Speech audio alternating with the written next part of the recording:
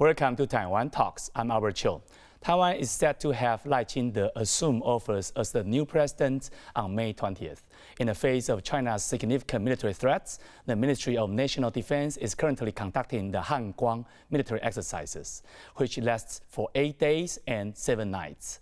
Joining us today are Kuo Yu-jen, National Yat-sen Institute of China and Asia Pacific Studies professor, and Ronan Fu, Academia Sinica Institute of Political Science Assistant Research Fellow. A very warm welcome to both on the show. The Ministry of National Defense stated that this year's Han Kuang exercise is divided into 2 phases, a computer simulation in April and a field exercise in July. The first phase, the computer simulation, will last for 8 days and 7 nights, running continuously for 24 hours each day without interruption. So compared to the 5-day Han Kuang military exercise held in May in previous years, has this year's exercise been upgraded to prepare for the upcoming presidential inauguration on May 20th? Professor Kuo? This Han Kuang 40 military exercise is the first time ever applying what we call joint theater level of simulation. And starting from April 19th to 26th. And according to the Defense Ministry, there are 8 major items for our forces to exercise and to demonstrate the result or the performance of the previous year's training. But based on my analysis, those simulations basically a very important conclusion from the Ukrainian war. That's the first. And second is after Nancy Pelosi's visit, China did this from August 4th to August 8th, very large-scale exercise in 2022. And number 3 is from April 8th to 10th, 3 days in 2023 after Tsai Ing-wen's transit from the United States. So this Han Kuang 40 is really a clear conclusion from these 3 major events. That's number 2. And number 3 is, although according to Taiwan's Defense Ministry, there are 8 major items, but based on my observation and my analysis, they are corresponding to design for 4 scenarios. Number 1 is for gray zone. Number 2 is, of course, the very important lesson learned from Ukrainian war is resilience. And number 3 is anti-blockade. And number 4 is rule of engagement and international law. And that is also for the first time that in our desktop military exercise to emphasize the aspect of international law and also the importance of law of engagement. So if we break it down, in terms of gray zone, the ministry aimed to emphasize the training, number 1, on the conversion from peacetime to wartime. That's number 1. And number 2 is decentralized C4ISR. So because Taiwanese military used to have highly centralized command and control, which is not really flexible enough to deal with gray zone tactics from POA. And number 2 is for increasing resilience. And of course, the first item on that is to increase defense resilience. And how does Taiwan increase its defense resilience, including more diversified deployment, and including the major weapon system like fighter jets and our destroyer, and also for ammunition depot. Yeah, so we try to diversify all these deployment and military capacity. And number 2 is to increase homeland security resilience, so which will involve like Coast Guard, police force, and also Reserve Army. And number 3 item on that to increase Taiwan's resilience is we call total mobilization. So total mobilization include to utilize capacities from private sector, yeah, and to incorporate Taiwan's civil defense training, including 同心自强、万安民安, those 4 kinds of civilian training. Yeah, so I think it is Han Kuang 40 is very different to previous 39 times. So, Professor Fu, Ronan, would you please help us to understand what is the political impact of this military trio? I mean, the Han Kuang is going to be on China, and what kind of potential military or even political response from CCP could be? Yeah. So first, I would like to piggyback on Professor Guo's excellent and comprehensive analysis. I want to also further point out that actually back in 2016, we observed actually the largest scale of Han Kuang military exercises. And this year, 2024, we're going to experience the longest Han Kuang military exercises. So you can see that, number one, they represent the timing of the incoming power of the new president, number one. And secondly, and this year in particular, it's a very, very clear response toward the Ukrainian war. We have to take everything ready after gathering all the important lessons from this conflict. As regard to the CCP's possible responses, I think they are going to respond in 2 ways. Number one is the verbal attack, usual verbal attack. And they will argue that actually this kind of military exercise is not necessary, and it could, potentially jeopardize the possible, improvement of the bilateral relationship across the Taiwan Strait. And secondly, they perhaps are going to engage in some sort of, like Professor Guo mentioned, the gray zone tactics. So perhaps some, military intrusions in terms of military, fighter jets and so forth and so on are very likely to be expected. Okay, on April 19th, the first day of the exercise, the Chinese Civil Aviation Administration, called CACC, activated eastbound routes W122 and W123, significantly compromising flight safety in Taiwan's airspace. Routes W122 is only about 2.8 nautical miles from Matsu's southern airspace boundary, and W123 is just 1.1 nautical miles from the closest point to Kinmen's airspace, creating risks of turbulence since February 1st. China has already modified the flight path for routes M503. Over the past 2 months, the Chinese Communist Party has made substantial alterations in strait aviation without cross-strait consultation. So my question goes to Professor Guo is that how do you view, the PLA, this kind of, or we can say the CCP government, would likely for them to use the passenger jets as a tool to kind of put pressure on Taiwan? My straight answer is no.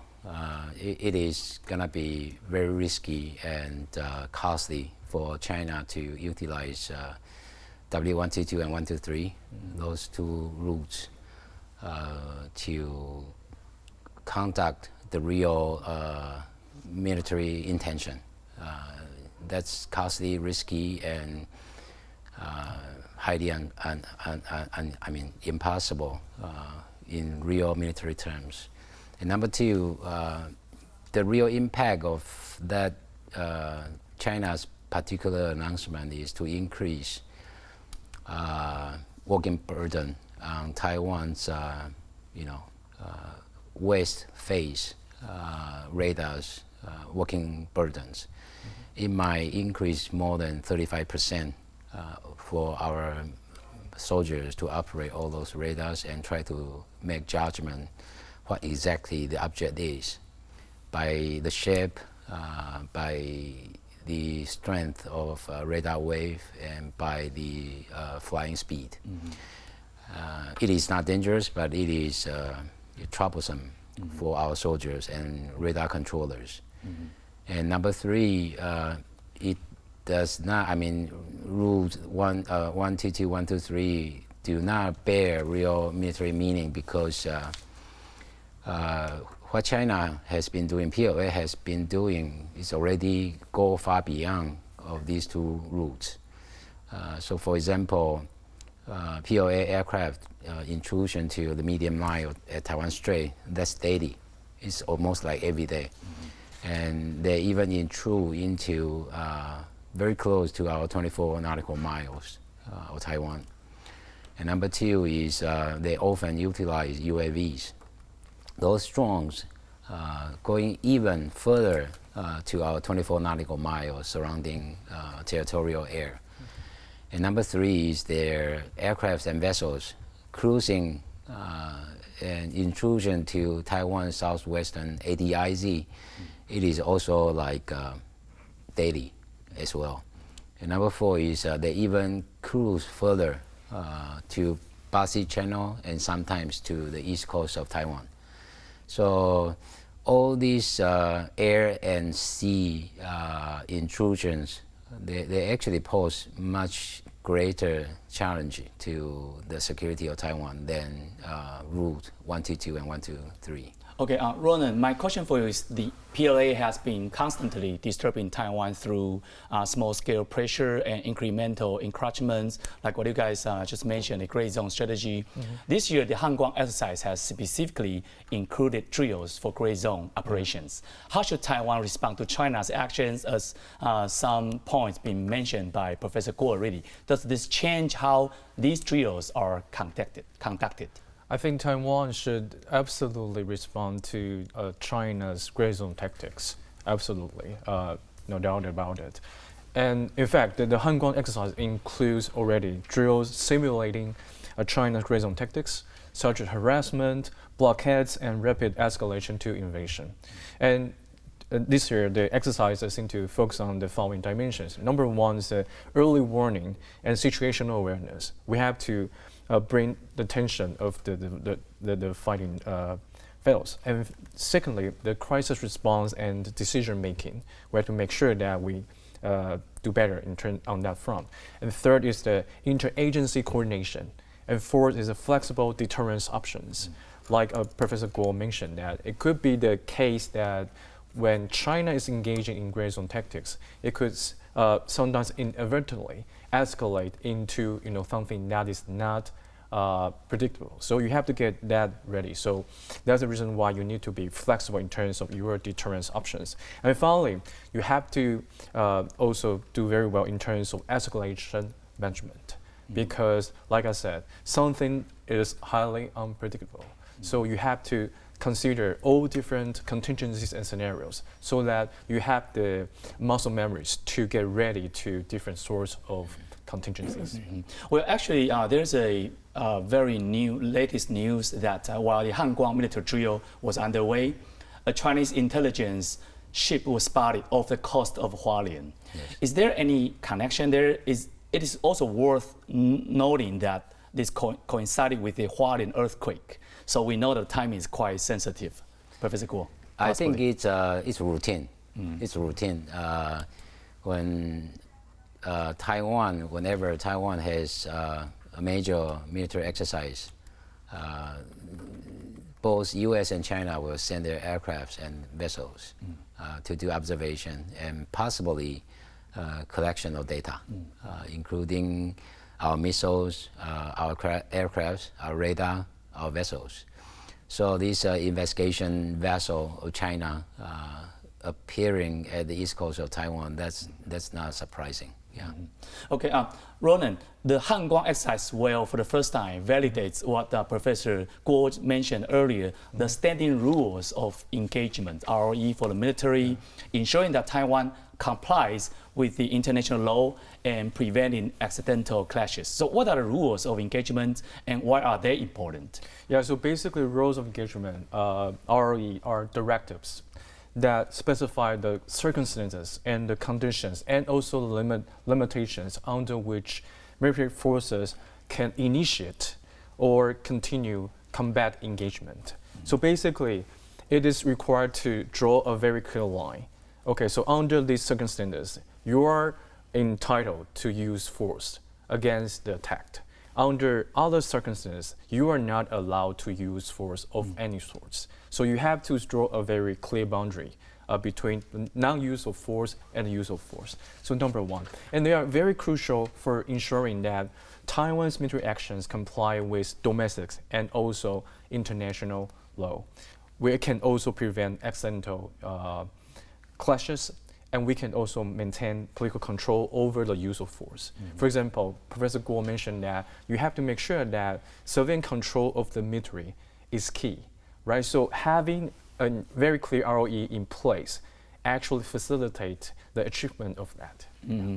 Professor Kuo, we also learned that during the live troop exercises, rules of engagement cards are disputed, allowing officers and soldiers to act according to the procedure stated. So what is the format and the content of these engagement rule cards, and how can these drills enhance the capabilities of the military?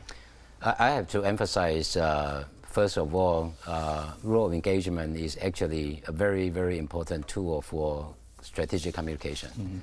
And the target audiences for this strategic communication from Taiwanese military or Taiwanese government, number one target audience is, of course, the international community. By drawing the red line, just like Dr. Fu mentioned, by drawing the red line of the use of force, especially for the first strike, Taiwan will be considered as a responsible and predictable international player. That's number one. And number two, this communication target audience is domestic. It's to our commanders, our soldiers, to clearly understand under what kind of circumstances or standard you are allowed to use of force without a doubt. And number three, the target audience is, of course, Beijing and PLA. By drawing very clear line to inform them, this is our bottom line. We won't go further. We won't step a little bit behind that.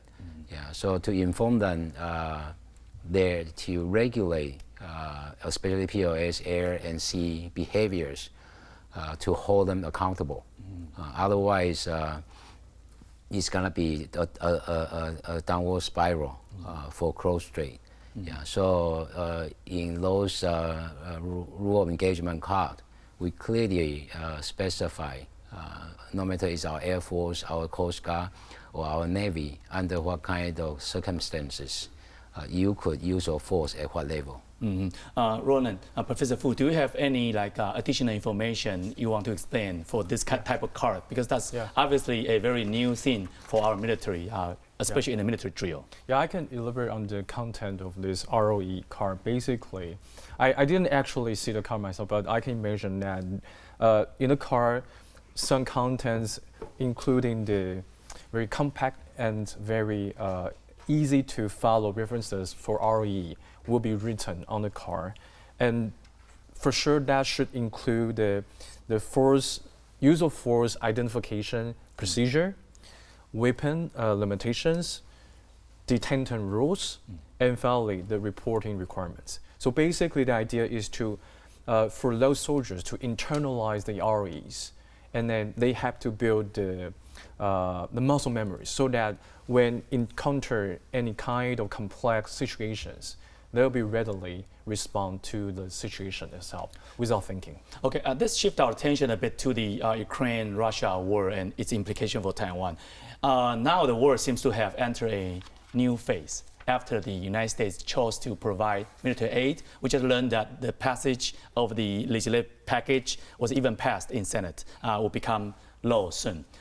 So with the concept of asymmetric warfare apparent from the Ukraine-Russia conflict, how is the idea being applied now in Taiwan? And also what experiences or lessons from the conflict are worth considering for Taiwan? Professor Kuo? The Ukrainian war outbroke February 22nd of 2022. So far, it's been more than 2 years, and I believe our government, Taiwanese government and the military have learned very valuable lessons from it. And one of the most important lessons is, as you just mentioned, this asymmetric warfare. And Taiwan has been applying that especially on the establishment of anti-ship strike group. So far, we've been established 2 groups already, and the 3rd group will be established end of this year. And our goal is to establish 4 strike groups, utilizing indigenous missiles, including Xiongfeng 2 and Xiongfeng 3, and Xiongfeng 2E and Xiongfeng 3 extended range, 4 kinds of missiles. So together with these 4 strike groups, we will have more than 1,000 indigenous anti-ship missile deployed in the north, south, and west and east, 4 groups. And number 2 is also within those 4 strike groups, after the delivery of the land-based Harpoon missiles, Taiwan purchased 100 sets, which is like 400 missiles, Harpoon missiles, will be deployed again to those 4 strike groups at the 4 fronts. And number 3 is Taiwan has established our own national champion on UAVs, especially at Jiayi Science Park. And the Defense Ministry has been and will deploy a lot of particle UAV, indigenous UAVs, to those 4 groups as well. And lastly is this asymmetric warfare that Taiwan apply to our national defense is single soldier weapons application. So we already purchased Stinger missile, which is also a single soldier weapon, and also DATS. DATS is anti-tank missile as well. So all these weapons will be delivered possibly before 2027. Yeah. Professor Kuo mentioned indigenous missiles, weapons. I think that's also the importance of of our army or military to improve on in this regard. Actually, Taiwan's defense ministry has been producing its own fighter jets, submarines, arms, and weapons, indicating the importance of the autonomous arms production. And also, Ukraine, when it's kind of losing the battlegrounds, it's due to the same reason, to lack of the self-produced missile. So how is Taiwan's progress in this regard? Yeah, so I would actually, highly basically give a big plot to Taiwan's effort in terms of building weapons on our own. And Taiwan has made significant progress in terms of following dimensions. Number 1 is basically indigenous defense submarine program, right? So we aim to build 8 diesel electric submarines, right? And it's on the way. Number 2 is the development and production of the indigenous defense fighter jet. We have plenty already. We have plans for upgrades. Number 3 is the mass production of the Xiongfeng 3, anti-ship missiles. And it's very important because basically those, for example, those missiles can actually help us to strengthen, for example, the infrastructure resilience of Taiwan. And 4th, I would like to also mention that we have also seen very good progress in terms of the development of the various unmanned aerial vessels, the UAVs. So those 4 are very significant progress. But I would also like to point out some of the potential barriers coming forward. Number 1 is in terms of so the first point I would like to emphasize is that producing arms by yourself is a very costly option. Requires tons of manpower and money, right? So going forward, you really have to think about the possible barrier in terms of the production scale and access to critical technologies. And ideally, you can make these, advanced weapons, and you can sell it to other countries so that you can maintain a somewhat healthy, ecosystem in terms of making arms, right? So those are the potential challenges coming forward. But that does not mean that we haven't made significant progress, because we do. And I fairly believe that we are going to continue to make efforts and do better. Just a request, brief answer from Professor Fu still. Do you think Taiwan needs to integrate the use of newly self-produced military weapons or facilities in a Han Kuang military exercise in the future? absolutely needed. Yeah, I don't think that we have done enough on that. Yeah, but I think that so basically, if you think about the asymmetrical warfare and think about what you already have in your stockpile, then utilizing something that you can make on your own is actually key in ensuring your success or Taiwan's survival. So I think in the Han Kuang military exercise drills in the future, we absolutely need to make sure that our homemade arms weapons will be integrated into the training and drills and simulations. Yeah. If this is needed, how can we do this, Professor Kuo? Because this is something that PLA trio sometimes utilize to show their new weapons. I think we think that consideration, one thing is I believe is the most important is the integration of Taiwan's indigenous weapon system along with the US spec weapon systems together. For example, if we could apply our own indigenous Tianjian, is air-to-air missile, onto the F-16V we recently purchased from the United States, I think that will be a perfect match, and it is the most ideal for the defense of Taiwan. So I believe it's gonna be in the near future that the U.S. has to incorporate Taiwan's defense manufacturing capacity. Okay, Professor Kuo and Professor Fu, thank you for the participation and great insights. Thank you. Thank you. Did you enjoy this show? Leave us a message and subscribe to Taiwan Talks. See you soon.